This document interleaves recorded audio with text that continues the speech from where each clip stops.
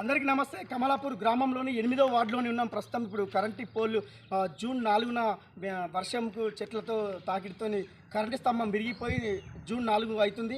ఇప్పటి వరకు ఈ రోజు వరకు కూడా కరెంటు స్తంభాన్ని పునరుద్ధరించకుండా అదే విధంగా ఉందని చెప్పేసి ఇక్కడ కాలనీ వాసులు 8వ వార్డులో మీడియాను ఆశ్రయించడం జరిగింది.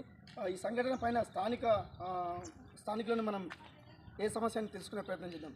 ఇప్పుడు ఈ కరెంటు స్తంభం పడిపోయి ఎన్ని రోజులు అవుతుంది సార్? ఈ ఖమ్మం జూన్ 4న పడిపోయింది. ఈ లైన్ మ్యాన్ ఏఈ గారు చెప్పినా కానీ పట్టించుకున్నట్టు లేరు, నిర్లక్ష్యం చేస్తున్నారు. అప్పుడు వాస్తాము ఇప్పుడు వాస్తాము అని చెప్తున్నారు.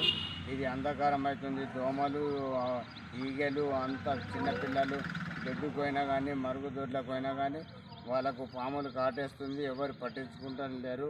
ఆడికి చెప్పుకపో ఈడికి చెప్పుకో ఏఈ చెప్తున్నాడు, లైన్ మ్యాన్ చేస్తాడు, మీరు కంబు కొంకో